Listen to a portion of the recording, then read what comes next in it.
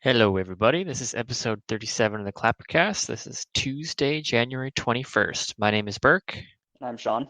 and it's been quite an eventful week. Kind of a weird one, wouldn't you say, Sean? Just a little bit. I mean, I didn't expect to wake up on one of the mornings there and kind of just immediately go, "What the fuck?" Yeah. But sure enough, Thursday rolls around and that's the first thing out of my mouth. That was a text that I saw when I got out of bed. You were just like, Oh yeah, I'm pretty sure that's exactly what I said too. yeah, what the fuck? Vegas just fired Gallant or something like that. Yeah, And that was my immediate response was like, what the fuck? yeah. So like legitimately, completely out of nowhere. There was no hints of that, no signs of it. Like his seat was basically fresh out of the fridge. Like He's not in a hot seat at all. I thought he was one of the safest coaches in the league. absolutely, especially this soon, because for a guy who did what he did immediately in Vegas, you'd think he'd have a little bit of cushion for or leeway in his perform or in his team's performance, I guess. Yeah, absolutely. You'd think. And even at the time of his firing, Vegas was I want to say like 24-19-6, something along those lines, which is a perfectly respectable record. They're in it, especially with the Pacific being how it is. They were like leading their division for a few weeks and then Yeah, they like lost a few games in a row, I think. And then they they they were on a just four canned game him. losing streak, and Yeah. then they fired him. Bizarro world. Very, Very. very strange. Even at that, the team like on the ice, they were second in expected goals for. They were second last in PDO, which is kind of like a luck thing, Yep. indicating that they're playing well enough or they're playing better than their record would indicate. Yeah, they just weren't getting puck luck and their goaltending sucked. That was Yeah, basically the gist of it, and that's not coaching. definitely not. And even watching the team play, like they still had that same like aggressive, fast-paced game that just wasn't working. They Yeah, were in a they were slump. still the Knights. It's just sometimes you lose some games. That's just the way she goes, right? I just don't get it because they were in it. Yeah, And and does firing Gallant and hiring Pete DeBoer make them a better team? I don't see how it does. Like DeBoer is regarded as one of those coaches that's like immediate results, I think, where he kind Yeah, of like he goes into a place, he does well for a couple of years and then it trails off. right. And that seems to be kind of how his tenure in San Jose went, which is another story entirely of its own. And Yes. after the rivalry over the last 6 months between those two teams. Yeah, especially like the preseason this year and the playoff series last year, just how crazy it got. I think this is kind of the first major swinging point for Vegas fans to kind of turn their back on the team a little bit because Definitely. this is a huge slap in the face almost to the fans, right? Like they're hiring the coach that just got fired from their kind of emerging rival, the San Jose Oh, Sharks, easily right? their biggest rival. Yeah. Even DeBoer and the players said this is going to be weird Yeah, having which is him as that's our not something you coach. want to bring a guy in. It's like, oh yeah, it's going to be weird. Yeah, that's what you want to hear, Like right? that's kind of an odd mood or emotion to come in on. Weirdness. Yeah, it's very bizarre. I still don't understand why that move was made. It has to have been something behind the scenes. And they've kind of been You a know, bit me mixed on going that. into speculative mode, but like that was our first thought, both of us when we were trying to figure this out the morning it happened. Was like, okay, the team's doing fine, and for some reason the GM was like, no, that has absolutely nothing to do with anything behind the scenes. It's entirely performance based. Like, Performance based. okay. Sometimes you just got a feeling. That's another thing that he So said. that is my next point here is how Kelly McCrimmon, Vegas's GM, could not get his story straight when he was trying to talk about this, and how like he had a quote where he felt like the team had to make a change, and that was it. Yeah, that's something that you say when your team has He lost like said, over 50% of the games and like you're just struggling to get anything going. yeah. So here's his exact quote. It's hard to put into words unless you've done these jobs, but it's more the feeling you have that a change might be needed. I wish I could be more specific than that, but it's really how we felt. So vague and weird. But it's also like it's not a very good image for the team's GM to come out on. Like, is a guy just gonna wake up one day and feel like firing or trading somebody and you're gone? Yeah, I feel like trading today. It's like, yeah, I got a gut feeling that you're gonna need to be traded in a week, so I'll just do it today. Like, that's not a very good vote of confidence from your boss, the guy who kind of controls where you're gonna be, what you're doing. Yeah. I feel like there's got to be something else. Like Gallant wanted somebody and there was some disagreement between coaching staff because I think they fired one of the associate coaches too. Is that correct, or is it just I Gallant? believe so. I believe it was Mike Kelly. Right. So there must have been some sort of disagreement between coaching and management on personnel or something. That's what my thought is. So, yes. So here is my next little segment here. Two more quotes from McCrimmon, along with the main reason he was fired from Florida was that he had a kind of a notoriously prickly personality and that he kind of rubs people the wrong way. Okay. And he can kind of that was one of the reasons cited why the Florida Panthers fired him is Hmm. his relationship between himself and the GM over there, pardon me. Okay. And then when I see these next two quotes from McCrimmon, we thought about this a lot. It certainly wasn't something we did in haste or something we did based on the recent 4 games. It was a decision we arrived at over time. And then the same day, he says, this is all in the last 24 hours that any of this has gone on, so it's happened very quickly. So Hmm. McCrimmon can't get his story straight.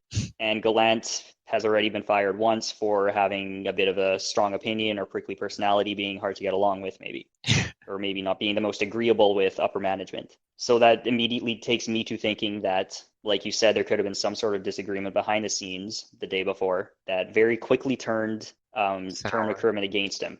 My tinfoil hat theory would be that Gallant wanted another goalie or something, maybe, and the team didn't want to move on from Fleury, maybe. I don't know. That's just my Well, I mean, tinfoil hat. Fleury is basically like the fan favorite, the face of that team. He kind of came in there as like the identity of the Knights roster. So he's a big part of that team, and they probably don't want to move on Hmm. from him too quickly because they Yeah. know what type of draw he is and has been. Yeah, he's just been pretty subpar this year. And Very. we talk about this all the time. Where in the league, for you to be successful, you need to have a goalie that can steal you games. And in the past, Fleury has definitely been that guy, but I don't think he has been this season. No, And that's kind of why Pittsburgh moved on from him, was that Murray was that guy for them. He very true. was, I mean, he might not be right now, but he was that guy where he could be counted on to make some huge saves and huge moments. And Fleury, and he's a younger guy too. But I don't know. That's just kind of my own personal theory because of the team they were still doing well despite poor goaltending. So maybe there was something there, but Yeah, and we that's don't know. exactly where I'm at. Like he had to have said or done something to somebody in upper management to really piss him off. Otherwise, there's no reason why a team in the position that Vegas was. I mean, they were 1 point out of a playoff spot. They were 3 points out of the division lead, and they had been leading the division as recently as like a week or two before this. There's no reason to fire a coach at that point just because a 4 game losing streak and say it's performance based. Like that's not enough. Yeah, strictly performance based when you're that close in the standings doesn't make any sense. No. And if that's what performance based means to that team, that GM and that team is in for a lot of trouble because Yeah, yeah, that's going to lead to a lot of instability when you lose 4 games in a row and everything's still fine, and then you make like an impromptu snap decision to change things when you don't really need to. Could exactly. lead to a lot of problems, and there's not time to get chemistry or systems down. And I think we're pretty late in the season now to make coaching changes, right? So especially with For a team in a Vegas's team position, that's absolutely. potentially in playoff spot. I don't know. It's a weird year after the St. Louis coaching change last year and the road to the cup. It seems like a lot of teams are willing to give up on their coaches and make changes really late in the year. To be honest, though, St. Louis isn't a great comparable because Mike Yeo was not exactly the same level of coach as Gallant. No, and it's not like it's not the rule, it's the exception, right? It's not a Yeah, normal thing to fire your coach and to go all the way to the finals. no, By no stretch of the imagination is it. Like that's not how it should have went. St. Louis was a good team on paper, and their coach was the problem. In this case, I think Vegas is a good team, and their coach isn't a problem. And they make this change, and I don't think it makes them better. It's going to bring in a new coach who's going to want to change systems and all of this. And and that's a key there. That Vegas, he's going to want to change Vegas's systems, and the systems are what made Vegas as good as they are. With the roster that they have, there's no reason they're as good as they are without whatever systems Gallant put in there. and I think that when the PDO and the shooting percentages balance out, team's going to be a lot better, not because of Pete DeBoer, but just because of that natural return to the mean. Yeah, So I think it's going to kind of be like Dan Bylsma when he inherited a great Pittsburgh team and kind of coasted to the cup through no fault of his own. He just inherited a good team that was ready for the playoffs and Yeah.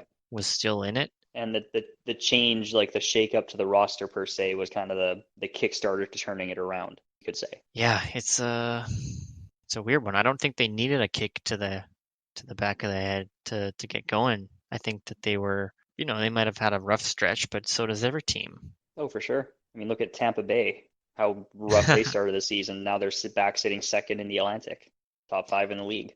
Look at Columbus. I think they were in a playoff spot yesterday. Are they still in a playoff spot? Tampa Bay? No, Columbus. Oh, Columbus. Let's see, they are in wild card. Yep, first wild card, it looks like. And yeah, they had a rough start to the season. In their last 10, they've gone 8-2-0. I mean, that's probably a good segue to another thing I wanted to talk about today, which is Definitely. the Columbus Blue Jackets and their outstanding goaltending in the last week. So Elvis Merzlikins, I don't know how to pronounce that. I think it's like Um, Merzlikins or something. Elvis is in the Yeah, building let's for go with Columbus. Elvis. He has had, in the last week, he's had, I think, yeah, 2 shutouts in 3 games. He's got a .67 goals against average and a .982 save percentage in three Those are just games. ungodly numbers. Those are just like insane numbers. Yeah, Like, so I mean, there was a lot of hype surrounding this guy coming over to the NHL.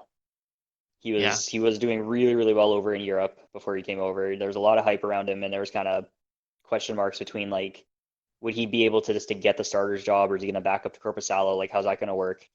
He didn't start the greatest. He was a bit slow. Yeah, that one awful game, his first one there, but he bounced back big time, and he is just on point right now. Yeah, so he had back-to-back shutouts, and then he had another game where he made like a 32 save win and then had another shutout. So he's got 3 shutouts in a little over a week, and he's really torpedoed that team into playoffs Big time. And I contention. mean, let's give the roster some credit too, because they've been doing really well since even before Merzlikins took over. Yeah, yeah, That's and they've been hit hard by the injury bug. I mean, even before Elvis took over, I mean, Corpusalo was their guy, and he was doing pretty good too. And I think they've had like their entire roster has been hurt basically. It's insane.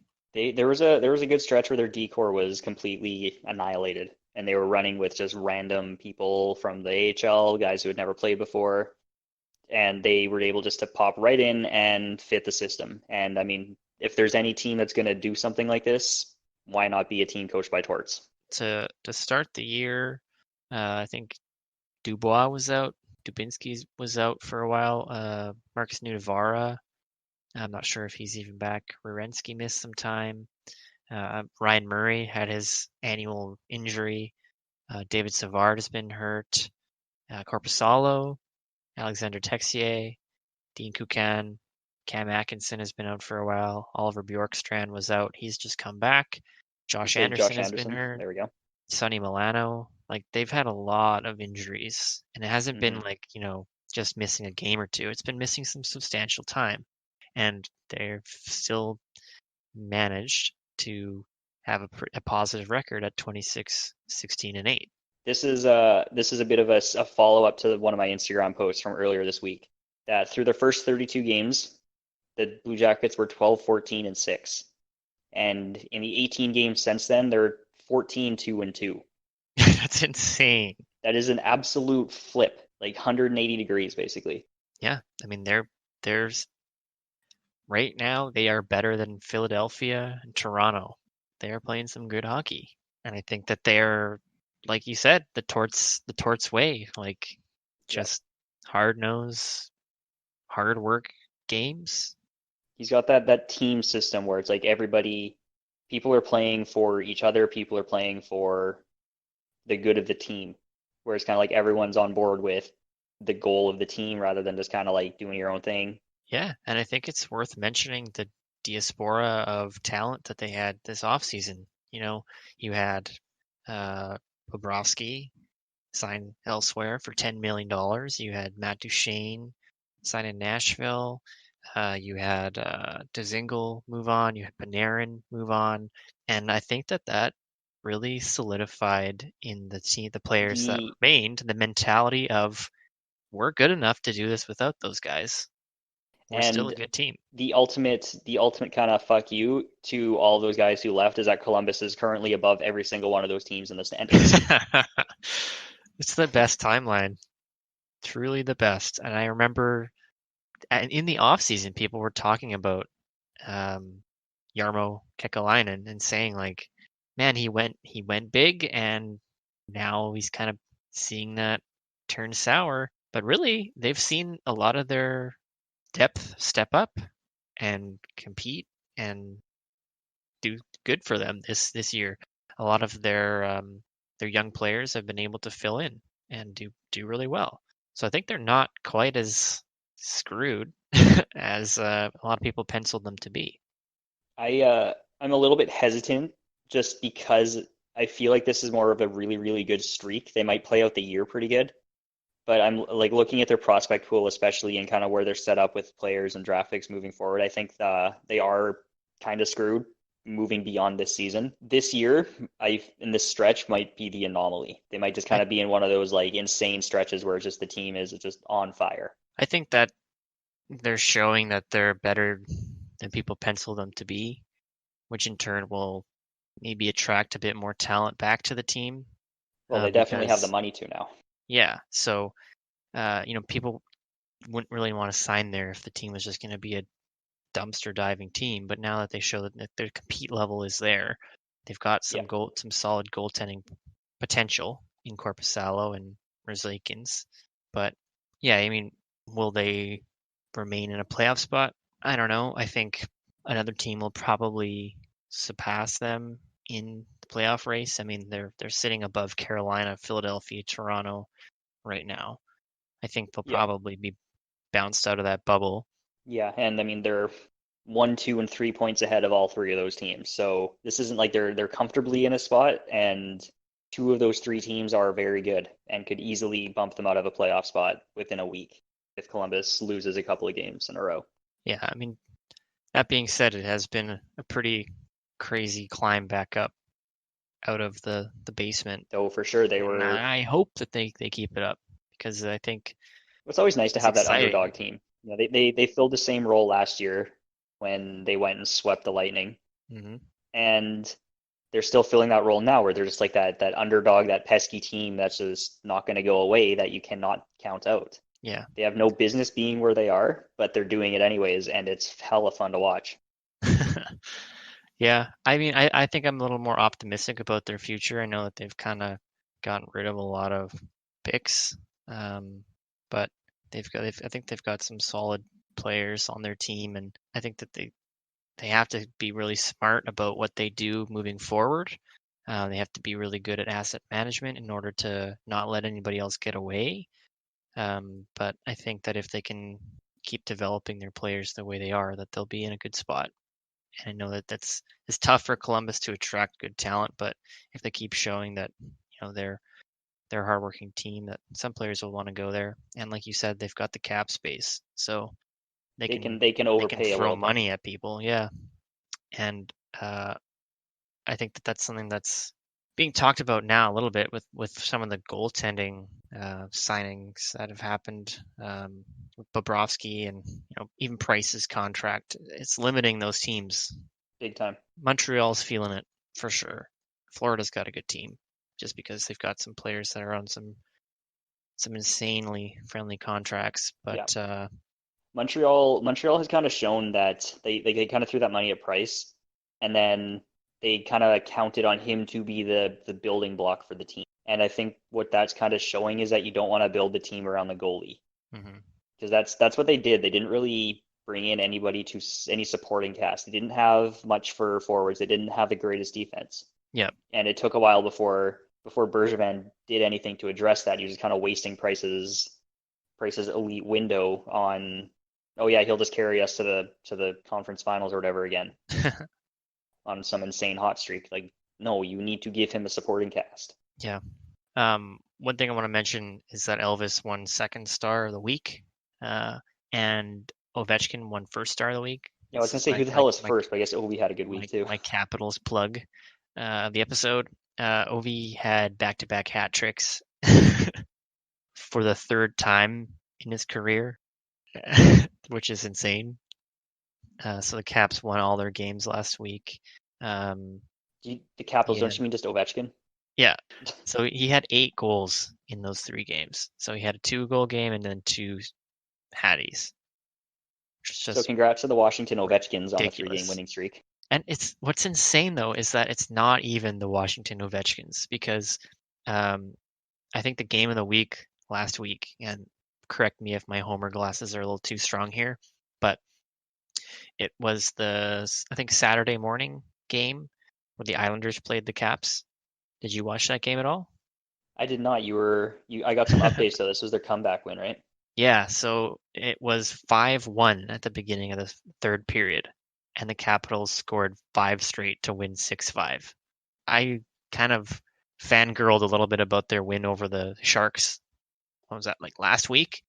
But this one to me was just another gritty, comeback win. Would never count them out. And I had that moment again where I almost turned the game off, and I was like, you know what? No, I no, gotta, I I gotta, know what can happen now. I gotta keep watching, and I'm glad I This is did a this because is an awesome trend for the Capitals though, where they keep like being looking like they're out of games and then they just magically come back from random massive deficits. it's fun to watch. It must be really brutal to watch as a fan of the other team, but it's unreal.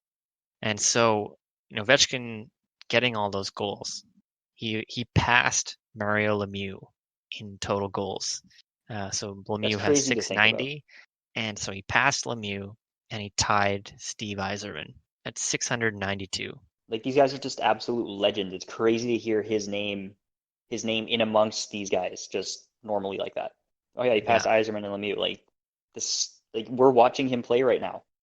This guy is an yeah, all-time great, yeah. and It's we're getting to insane. see him like move up the scoreboard of elite players. Yeah, so he's ninth all time right now, and so he's at 692. And so if he makes it to 700 goals this season, which he will, he'll be the 8th member to have ever played in the NHL to reach 700 goals, which is absurd. It's really cool to think about that, like, we've been able to watch this guy his whole career, Yeah. and he's still putting them up like crazy. So It's I have fun. a question for you about Ovechkin there then. Yep. So we've kind of the play style that Ovi's had throughout his career. He's kind of like that bigger power forward, a bit of the bruising scorer type. We've seen with other players in that type of or in that player type that they just kind of like drop off the face of the earth one year. Do you worry about that with Ovechkin? A little bit. Um, I think he's definitely changed his play style a lot. I mean, it's been pretty much the same for the last like 6 years or 5 years, maybe. Um, but he used to be like a fast, dynamic score off the rush guy, and he's just transitioned into this static shooter. So I think him Doing a playing lot of with that preservation. yeah, that static conservation of energy play style, he can go a lot further than if he was that crazy speed, hitting everything all the time, every game player. So I Good think point. he's got a bit more longevity in him than he used to perhaps have because of his change in play style. Because if you watch him like on a play and you just keep your eye on him, he's pretty smart about jumping into the play and then like sneaking around into a shooting position. He doesn't really make like very unnecessary movements. He's very efficient. And people have always criticized him as being like a lazy player and stuff, but he stays out there for a long time, so it's smart to just move when you have to, really. Yeah, So no, efficiency is a good point. it is something I'm worried about, but he has been a very healthy player. He's only had a few injuries, and even then, he hasn't had anything substantial that's kept him out for a long time. It's just Right. been like small injuries that have nagged him for a few games or two. He's been, I think, probably been suspended more than he's been hurt. so, so I think he's got it in him, and I really hope that we can see him do something really Yeah. special. Well, Like, He's giving he's Gretzky a two run he's for his about money. 200 goals away from Gretzky right now. I think he's 202 goals away, Yeah, which which if for he him keeps putting up is 4 50, years. yeah, yeah. And I mean, what is he? He's what, 33 or 34 now? I think he is 34. So, I mean, it's realistic. It's definitely possible, Yeah, he's especially 34. as we see scoring keep going up and Ovechkin's not dying down as much. And if the Capitals can stay good, which it seems like they're going to be able to because they keep having this revolving door of amazing goaltenders come through the system. And Yeah, a lot of the rest of their core is young enough to stick around for a few years and is also locked up on under contracts for the next few years. yeah, So at the very least, he's going to have like his 20 or 25 power play goals. yeah. Barring another lockout, Ooh, I think he should do it. I'm gonna have to That's like book a week. I'm gonna have to like book every single day off just to watch that game when he starts getting close. yeah. It's It's been like that's one of pretty those fun. moments you have to be there to watch. Yeah, it's gonna be special. Tears may be shed. On the topic of something special, how about the Avalanche's Stadium Series jersey? That's something, all right. So you look at the jersey. What do you see when you look at that? What do you think of? I don't know. It looks like a broken tooth. It's exactly where I went. I was like, it looks like a wolf dentist with and the wolf's got a chipped tooth. Yeah, It's just it's like this open dog mouth, and one of the teeth is broken. yeah. I think I sent you the meme, or not meme, but the Hockey Night in Canada thing where it looks like a bib. Like someone's at Oh, it does. like a rib restaurant or something, and they've got a It's like the bib and there's like worst a little bib ever. stain on it. Yeah, it's just stupid. I I Listen, get I that they're love the trying Avs color something scheme. new. Yeah, Yeah, I love the Avs color scheme. It just didn't work out. no, no, it looks like a sublimated cheap jersey to me. It doesn't look like a professional hockey team. And like you said, they've got a cool color scheme and a really cool logo, and I don't know. Even their third jerseys with like the triangle with like the Colorado state Yeah, flag or whatever inside the triangle. I think that's a cool jersey, but I don't know. Sometimes I don't know if teams swing anything's and gonna beat miss. those ones from like the early 2000s. Those are just amazing jerseys growing up to see. Like everything about them was just amazing. Yeah, yeah. Uh, I'm just thinking about all the garbage jerseys that have been in the league and how some of them are so bad that you kind of like them, but then you really stop and look at Apparently, them. like the Oilers like bright orange ones from before. I liked them, but no one else did. Yeah, yeah. I I don't guess to like be fair, they their. did look like pylons. Yeah, there's a lot of weird ones like the Pooh Bear Bruins jerseys. Those are pretty The special. Islanders fisherman jersey. I like that one. That guy. Like it's so bad, but I like it. It's like Fish Sticks guy. I can't remember Something like his that, name, but yeah. like Captain Highliner or whatever. So that sounds right. Yeah, there's a lot of bad ones for sure. I don't think this one's gonna go up there as that bad, like all time bad, but it's not a great one. No, no, it is definitely not. Um, One thing I wanted to mention about the Capitals too, I don't want to spend a lot of time on them, but just because it's on my mind, is that Nicholas Backstrom re-signed. Um, so he's been kind of in the process of negotiating his own contract this season, and he finally signed a deal, which is pretty cool because he's been a huge part of that team for a long time. And I'm kind of mixed on the contract a little bit. It was a 5 year, 46 million contract. So So it's just over. It's like what yeah, I 9.2 think it's like a year. 9.2. So I mean, there's without a doubt he's been underpaid in his entire career in Washington. It's going to be a bit rough in the last few years, but I'm okay with them overpaying him because it sends a message to players that the Capitals they'll reward players that have been here and done some good things for them. And I think that's something that's often overlooked in contracts is that you want to be able to attract other players to your team and people to stay with your team. Um, but at the end of the day, that's a lot of money for someone who's Yeah, already, well, I think he's like he's 33. 32. Okay. So what this effectively means too is that the So Capitals will not be able to keep Braden Holtby because he's going to want a pay raise, and we're not going to be able to afford it unless we do something really dramatic. So, Ilya Samsonov is probably the guy for the future. So he's been pretty good this year, I think. That's probably a good. This year is probably good for him to kind of get a chance in the nets as much as he can, and learning kind of the starter's role from Holtby before Holtby takes off to Colorado. Yeah, that's a good call. That's where Capitals goalies go to die, and then eventually they return to wherever Mitch Korn is. In the case of Varlamov. So yeah, I think Samsonov has been outstanding this season, but at the end of the day, he's only been in the league this season, so it's a pretty small sample size. So it's a bit rough to try and make that decision now, but that's kind of what it looks like is going to happen. Yep. So, we'll see, but I'm It could be hopeful a difficult because start to next year for the Capitals as they adjust to a new goalie in the system like that, yeah, I mean and as he adjusts to playing every game.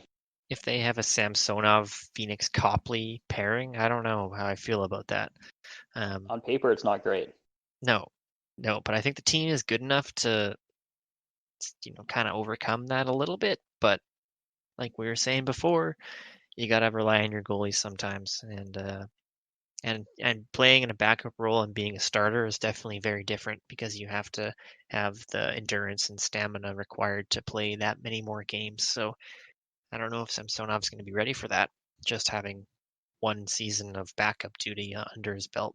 Well, there's one way to find out, and he's going to get it next year from the looks of Yeah, it. pretty much. And in a similar vein, Trial by fire. I saw today that the Canucks and Jacob Markstrom have begun negotiation talks for a contract for next season. He's a pending UFA at the end of the year, and he has been amazing for them this year. And a lot of people thought that Thatcher Demko was going to be their guy next season as a starter, but I think Markstrom has just shown that he's He's too their good to give up. workhorse. He plays a lot of games. He wins them games. He keeps them in it. He's really good, and I think Yeah. they kind of need to sign him. Yeah, I'm surprised I'm surprised if he would stay because he knows there's a guy right behind him who is good enough to take over a starter role very soon. Mm-hmm. And I can't imagine Vancouver's going to want to give Markstrom a very long contract. Yeah. But they could always sign him to the longer contract and trade him in a couple of years, I guess. Yeah. Because I think they're going to probably want to expose him in that fantasy draft, the expansion draft. I mean, it's basically what it is, though. But yes, you're that is a good point. They've got the expansion draft coming up in what's probably going to be in a year now. Yeah. Trying to remember when they're starting, but 2021. they're going to need to expose somebody, and if they can get a certain player to be picked up once Demko's had a little bit more time to learn and ease himself into the starter's role, that's probably a pretty good situation that you aren't going to have to worry too much about the skaters if you've got a really good goalie exposed. Yeah. Yeah, it's I mean Markstrom's going to want term, but if they can give him the term and then just not give him a no movement clause or whatever, I don't know. It's going to be interesting development to keep an eye on. I think that's going to be a really important one for the Canucks, though. We'll see if they can handle this goalie dilemma better than they did the last one. Yeah, a goalie dilemma in Vancouver. Color me surprised. Very shocking. Well, I mean, we're talking about Vancouver. Let's stick with the Pacific Division and talk about how competitive they are right now. Yeah, so we kind of touched on that a little bit in the Gallant talk here, but the Pacific is heating up. It is a rat race. So here's what we're looking at right now for standings in the Pacific. We've got Vancouver in first with 58, and then Edmonton, Calgary, Vegas, and Arizona in that order are second, third, fourth, and fifth with 57 points. So we've got 5 teams within a point of each other, and they're also fighting with a little bit of a cushion on the wild card spots over Winnipeg and Chicago. But they do have both wild card spots in the Pacific right now, and all 5 teams are right there. So this is going to be like we're sitting near the end of January. We're over halfway into the season, and it's still this close. So what's it going to be like come March? Like, how intense is this race going to be, this playoff push at the end? Hold on to your butts. It's going to be a close one. Yeah, and I mean, as an Oilers fan here, it's like, well, this isn't the situation I wanted, but it's going to be very, very good hockey to watch come April. a lot of meaningful games for whoever makes it into playoffs. That's going to be, I think, an advantage. Yeah, We well, saw. it's that brings back from last season with the Columbus and Tampa Bay series, where Tampa Mhm. Bay was kind of like, we haven't played a meaningful game since like January, and Columbus was playing them right to the last day. Yep. So these Yep. teams are going to be coming in flying into the playoffs, and we can end up with a couple of really good first round series here. Yeah, I think so. I think my ideal situation is to have Edmonton and Calgary play in the first round. Of course, yeah, you got to rekindle that rivalry, especially with how it's going this year. Absolutely. Yes. That's what everybody wants to see. We want to see that in the West, and we want to see Boston, Toronto in the East. That's just what we want. How many times can we test that matchup out east before it finally goes the other way? Before it breaks. Yeah, I don't know. Um, I mean, the Pacific in general is going to be dicey. We've seen it just. It's like a revolving door of who's leading that division right now. It's like Well, who's it's so won the close, most recently. That's basically basically. it. There was one game. Edmonton was fifth going into it. They won and they were first, Which and is like just that's absurd. such a swing from that one outcome. And like these are we're starting to hit. I think more of the within the division games are starting up again. So all of these games with these 4 point swings are going to be absolutely massive. Yeah, divisional games are going to be huge. It's exciting. It makes for an exciting finish to the season. Like after the All-Star break, we're in for a real treat with that playoff race. We're gonna be all playoff hockeyed out by the time the playoffs start, Not basically. possible. There's never enough playoff hockey. It's the best time. Yeah, well, we could see some. We've got the trade deadline coming up too in the next month here, and we've seen the trend the last few years where teams start to make their moves a little bit earlier. Hmm. So there's probably going to be a little bit starting up here. I mean, we already saw Arizona take on Taylor Hall, Yep. one of the bigger names on the market's already off, and I Oh, imagine the rest of these teams are going to want to start either looking or trying to bring some players in just to give them that little extra boost. yeah, Because every point counts, and they're going to need to do what they can as soon as they can. I think that's a good point that the Pacific is going to be buyers. I don't know who's got the most room, but the further into the year you go, the more your cap space is worth. So, um, you know, the longer we go here and the closer it is, I think it's going to be very exciting to see who makes a move. As an Edmonton fan, is there anybody that you would want on your team that you think is available right now? Because of the season that he's having, I'm really interested in a guy like Jean-Gabriel Pageau. Okay. That the Oilers like he's about a third line center, but he does everything, and he's a very hard worker. That he will fit in any role. That he's a checker. He scores this season anyways, and that's a type of player that they really need on their third line. Hmm. It kind of fits the new identity that the team is trying to take on under Dave Tippett with the type of high intensity, defensively smart and very smart checking team that they just need. They need that depth that he's going to provide. Yeah. Yeah, that would be an interesting one. Man, it's gonna be exciting. I cannot wait for playoffs, and I hope that we have some spicy matchups. Yeah, we're not going to get Vegas San Jose this year from the looks of it, but with all three Canadian teams in the Pacific in a playoff spot right now, we could very likely end up with any of them playing against each other would be a good series. Yeah, that would be good. Another one that I think would be kind of interesting would be Vegas, Arizona, Battle of the Desert. That'd be Yeah, kind of fun. that would be based off how both the teams play. It could be interesting as I feel like Arizona would be a little bit more of like a try to trap the Vegas Golden Knights out of their own trap. Out trap the trap. Yeah, it'd be an interesting like series to watch strategically. Who But makes who a knows what mistake Vegas is going to first? do under DeBoer now? Yeah. Yeah, I mean, in that series, we just have to wait for a 5-minute major penalty to be called, and then that determines the winner. So, Well, this year it should go in Vegas' favor. They got the coach. yeah, we have that to look forward to. Yeah, I think that's the Pacific. Is there anything else that you wanted to go over? I think that wraps it up for this week. So, once again, thank you all for listening to this episode of the Clappercast. If you like what you're listening to, make sure you share it around your circles, friends, family, social media, wherever you go with it. We totally appreciate it. And if you want to keep up to date with any content we have, follow us on Instagram at Clappercast Media or on Twitter at Clappercast. And thank you all for listening. We will see you guys next week.